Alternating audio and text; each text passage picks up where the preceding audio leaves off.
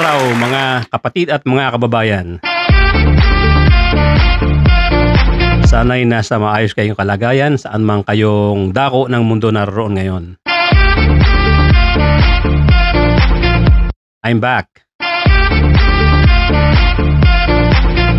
Meron lang po akong gustong gawa ng mga komento na naririnig kong mga latest na balita tungkol din sa dun sa effort na pag-aresto kay Kibuloy. At before that, doon sa mga bago dito sa channel ko, please subscribe. Please hit the notification bell as well. The like button. And please share this video later on sa inyong mga kapatid, mga kaibigan at kamag-anak. So tuloy-tuloy na po tayo para hindi tayo masyadong kumain ng oras. Napanood ko kasi partly pero narinig ko naman ang buod ng gustong sabihin ni General Torre sa kanyang press conference kahapon. At isang malaking, actually dalawa ang kumuha ng aking atensyon. Na yun ang gusto kong bigyan ng diin at komento. Unang-una, mayroon daw sila nga discovery. Meron daw silang na-discover na isang kwarto na apparently yun ay kwarto ni Kibuloy. Ang kakatuwa dito, ang medyo kakaiba rito, ito daw ay napapaligiran ng mga iba pang mga rooms. At itong mga rooms na ito, ang mga kwartong ito ay puro kwarto ng babae. Ibig sabihin, accessible kay Apollo Kibuloy dahil nakapaikot sa kanyang kwarto ay mga kwarto ng kababaihan. Ayoko munang mag-isip ng kung ano man tungkol dito pero of course maiisip mo rin na kung bakit ganun. Sila mismong mga taga KOJC ang nagsabi na ang mga kwarto na nakapaikot dito ay puro kwarto o silid bedroom ng mga babae. Mga kabataan in particular. So ngayon, nagkaroon lang ako ng isang malaking katanungan tungkol dito. Kay General Torre.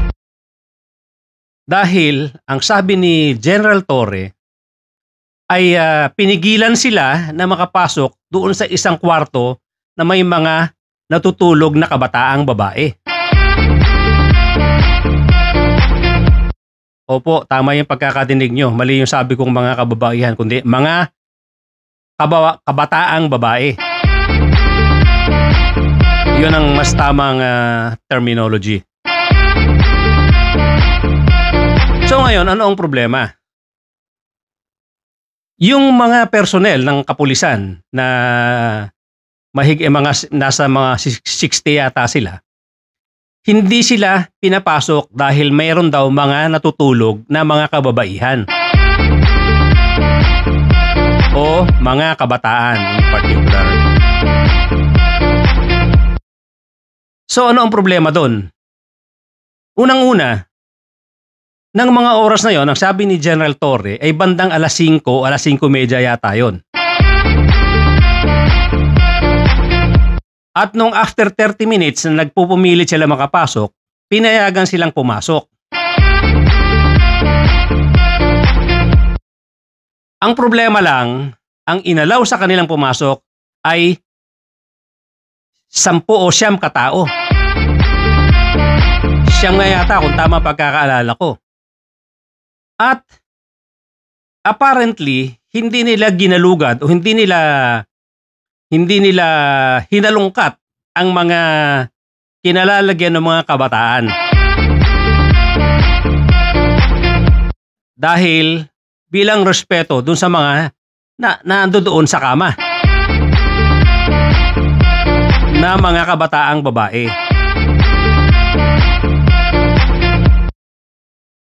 Pamilyar ba kayo doon sa sinasabing idiomatic expression sa English na there will be no stones unturned? Pero dito apparently maraming stones na hindi na-turn. Hindi nahalungkat. Dahil doon sa dahilan ng mga taga KOJC na wag istorbohin yung mga natutulog na kabataan babae. O mga nakahigang kabataan. Hindi ba kayo nagtataka na bandang 5:30, kabataang babae natutulog?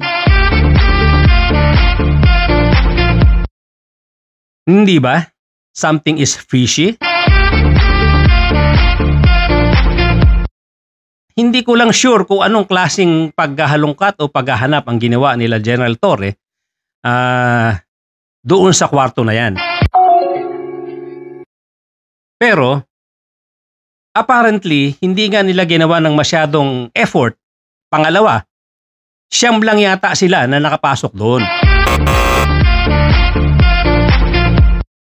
So, ang tinitignan ko rito, mukhang natukoy nila General Torre ang tamang kwarto na dapat tingnan. At obvious na obvious, pinoprotektahan nitong mga empleyado o ng mga miyembro ng KOJC ang kwartong ito. Dahil bakit mo naman tutulugan ng alas 5:30 ang bakit mo patutulugin ng mga kabataan ng oras na alas 5:30? Mga kabataan yan, aktibo yan. Hindi mo kayang patulugin yan ng mga ganyang oras. At alam ko naman, hindi rin sila yung mga actual na mga human shield na humaharang doon sa mga kapulisan, doon sa ground. Lalo na't ito ay kabataan at malamang-lamang, ito yung sinasabing inner pastoral. So anong problema? Yun na nga, definitely may problema. Ang dali kasing sabihin o wag istorbohin yung mga kabataan na yan na natutulog. So ibig sabihin, kahit nga si Kibuloy pwedeng magtalokbong ng kumot sa isa sa mga kama na yan. At bilang respeto nga sa mga kabataang babae ay hindi mo gagalawin. Paano nga kung ang isa dyan ay nagtatago sa ilalim ng kumot ay si Kibuloy? Hindi ba? So may problema doon sa sinasabing no stones will be left unturned. Dito napakaraming unturned na mga kumot. Malaking problema ito. Malamang diyan talaga ang tamang kwarto na tingnan ng mga pulis. Kung hindi man isa sa mga nakahiga dyan or nagtalokbong ng kumot ay si Kibuloy, baka dyan mismo sa kwarto niyan ay may access going to the bunker. Baka isa dyan sa mga kama na yan ay lagusan o mayroong isang manhole papunta sa bunker. Kaya ganun na lang ang pagprotekta ng mga miyembro ng KOJC. Hindi ba posible yun? Unang-unang katanungan nga kasi, bakit ganong oras tinulugan ng mga kabataan? Ang prime reason, of course, para hindi mahalungkat. Pangalawang dahilan, kukonti lang ang inalaw. Yun na nga ang problema ko sa sitwasyon na to, no? Nag-break-in na rin lang kayo dyan, mga pulis. Sorry po, General Torre. Nandiyan na rin lang kayo. Alam kong may mga konti na rin po tayong na-violate dyan na batas. Dahil sa effort natin na maaresto si Kibuloy, nandiyan na rin lang tayo, nag-break-in tayo. Bakit hindi pa natin sinagad na i-break-in at palabasin ang mga kabataan dyan at halungkatin ang mga ilalim ng mga kama na yan?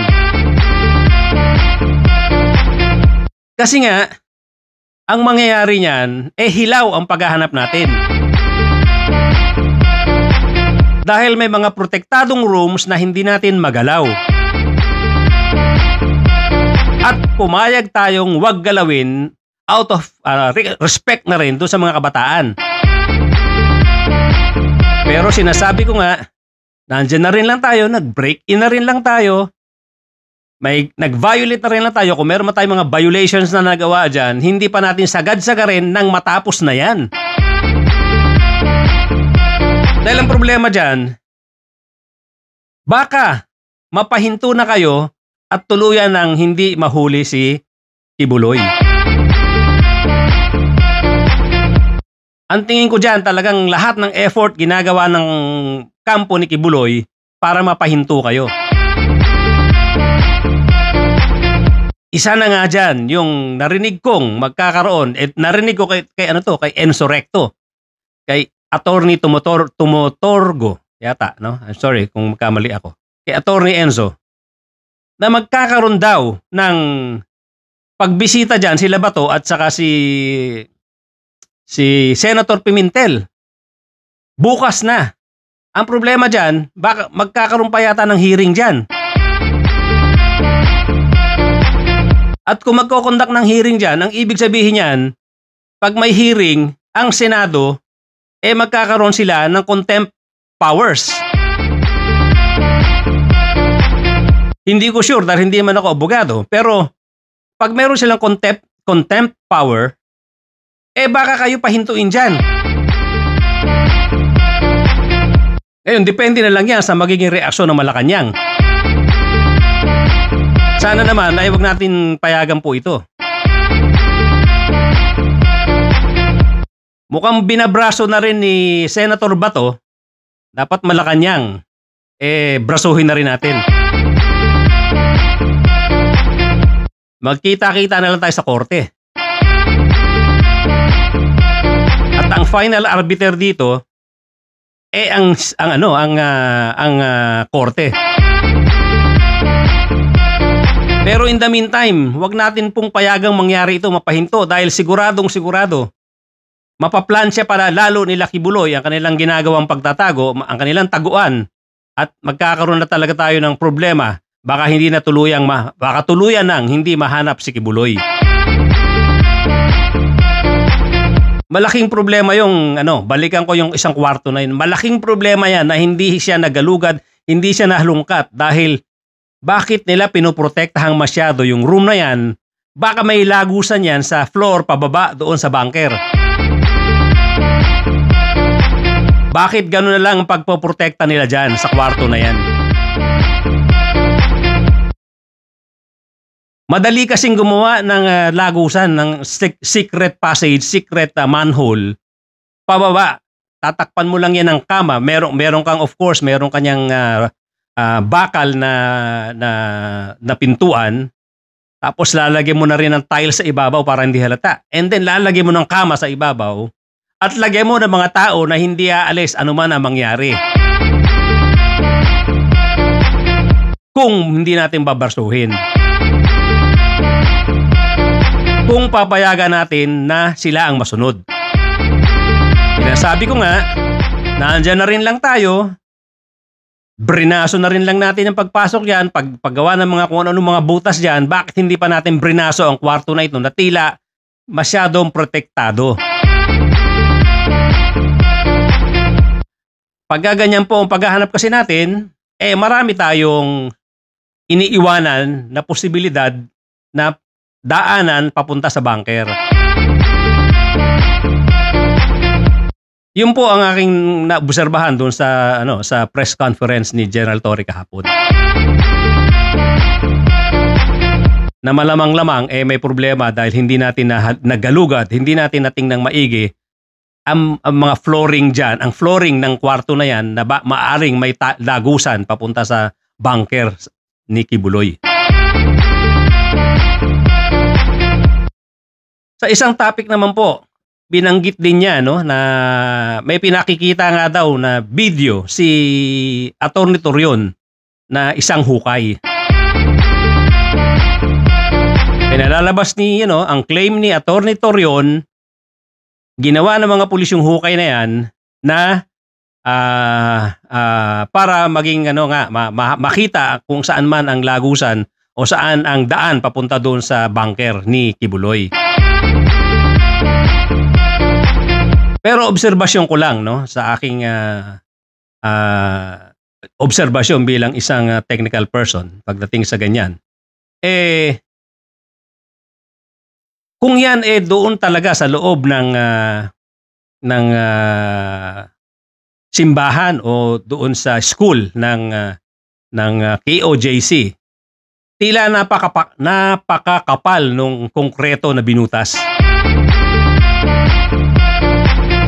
Base doon sa nakikita ko sa video, para siyang nasa mga 8 inches man lang or 8 to 10 inches. Na normally kapal yan ng concrete slab sa kalsada. So, pwede rin siguro nasa driveway yan. Pero nakakailang araw na ba? Kasi yan, kung mano-manong hinuhukay at sabihin mo ng 2 weeks sila sa paghuhukay dyan, napakalalim na at napakabilis ng pagkakahukay niyan. So hindi rin ako 100% na naniniwala na gawa yan ng mga kapulisan. At hindi rin naman talaga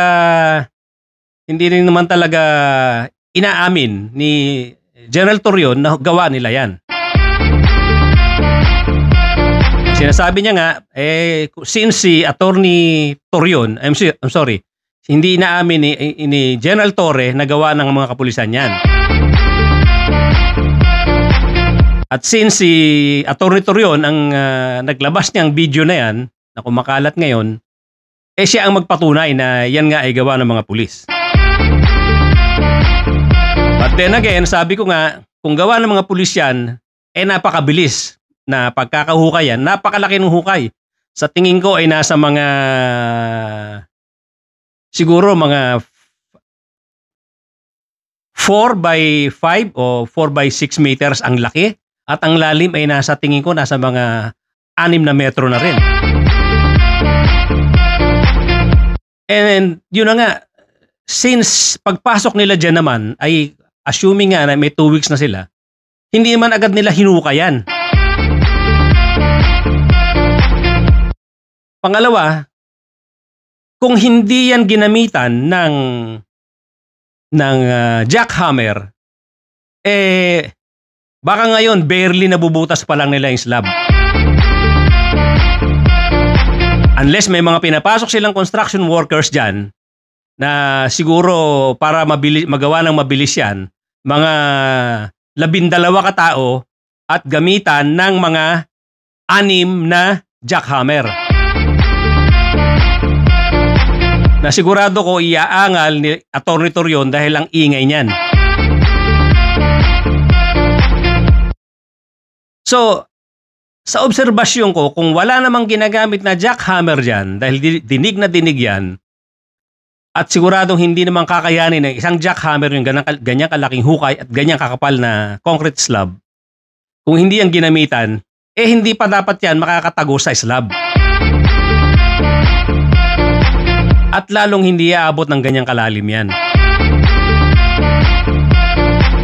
So ang katanungan ko, saan ba talaga yung hukay na yan? Saan kinuha ang video na yan ni Atty. Torion?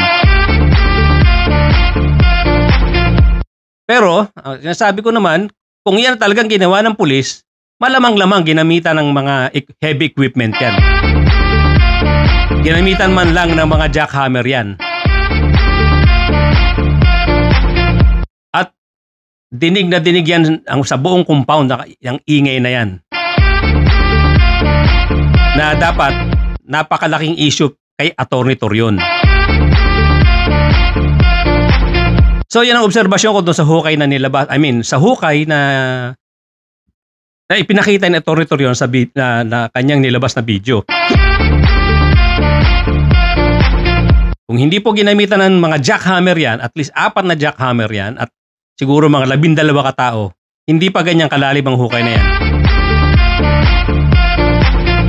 At may posibilidad na yan ay mga lumang video at kung saan mang lugar kinuha. At baka hindi gawa ng mga kapulisan. Pero kung mga pulis nga gumawa niyan, ginamitan niya ng heavy equipment na dapat dinig na dinig sa buong compound. Hanggang dyan lang muna po tayo at babalikan pa rin natin ang issue na to hanggat hindi nagkakaroon ng conclusion. Maraming salamat po sa inyong oras sa panonood dito sa aking video. At sana, dun sa mga hindi pa nag-subscribe, please subscribe at paki-press na rin yung notification bell, pati na yung like button. At paki-share na rin po sa ating mga kaibigan at mga kamag-anak ang video ito. Thank you so much at ako po ay muling magbabalik.